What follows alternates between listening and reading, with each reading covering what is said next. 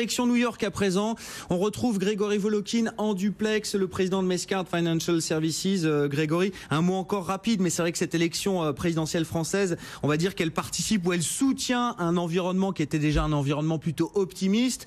On a des records sur les indices européens cet après-midi et puis on a un record mondial, le grand indice MSCI All Country World Index, donc l'indice des grandes valeurs globales, des grandes valeurs mondiales.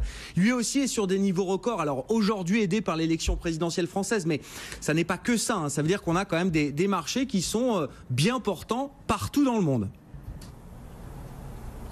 Oui, et c'est pas aujourd'hui qu'on le découvre. Il faut surtout pas oublier que vendredi, on avait déjà un CAC 40 qui était en hausse de plus de 4% sur l'année. Donc ça voulait déjà dire que les investisseurs avaient fait quand même confiance dans le futur des marchés français. Et vendredi, le S&P était déjà en hausse de 5% et le Nasdaq de pratiquement 8%. Donc non, ce qui est en train d'être joué, c'est une amélioration globale, je dirais, économique. On le voit en Asie. D'ailleurs, petite anecdote. Aujourd'hui, Caterpillar dit c'est la première fois qu'on a enfin une augmentation de nos ventes de matériel lourd en Asie depuis des années. Donc partout on voit ces améliorations, que ce soit les PMI en Europe, que ce soit donc la croissance en Chine, on voit ça grâce à Caterpillar, ou bien ici avec un marché qui est toujours porteur, avec ses espoirs de réforme en profondeur, à la fois du système fiscal et aussi peut-être des investissements qui arriveront en infrastructure. Donc on a un optimisme certain, non seulement depuis ce matin, mais je dirais même depuis le début de l'année, c'est assez clair. Justement, à propos de cette semaine, là, deux éléments très importants, Grégory. On en parlait déjà tout à l'heure avec vous, mais il faut le redire peut-être. Donald Trump va s'exprimer sur la réforme fiscale. En tout cas, des détails ou des éléments complémentaires pourraient être apportés cette semaine, mercredi. Est-ce qu'il y a un vrai risque de déception par rapport à ça, du point de vue des marchés? Et puis en fin de semaine, s'il se passe rien entre au Congrès en matière de négociation budgétaire avec la Maison Blanche, c'est le shutdown, fermeture de certaines dépenses de l'administration fédérale. C'est des épisodes qui reviennent régulièrement dans la vie budgétaire, la vie politique américaine. Est-ce que voilà, ces deux étapes, ces deux échéances politiques, très politiques, sont des risques pour les marchés?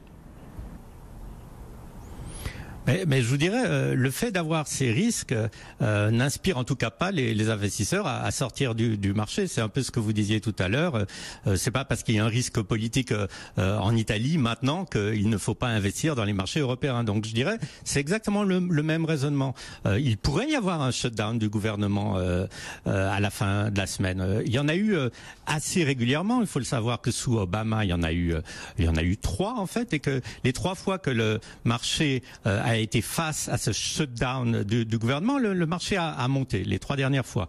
Autrement, sur 30 ans, la moyenne de la performance du marché pendant un shutdown du gouvernement, qui arrive alors extrêmement souvent, c'est moins 0,6%. Donc je dirais, les marchés ont tellement l'habitude maintenant de confronter des mauvaises nouvelles et de monter sur ces mauvaises nouvelles potentielles que même si Donald Trump n'arrive pas avec des déclarations fracassantes sur les baisses d'impôts, il y a assez longtemps qu'on a réalisé aux États-Unis que c'est un processus législatif de faire des nouvelles lois fiscales et que ça ne sera pas juste la magie du verbe qui va tout d'un coup faire baisser nos impôts. Donc il y a une certaine patience, je pense, qui est revenue ici dans les marchés américains vis-à-vis du calendrier économique de Donald Trump.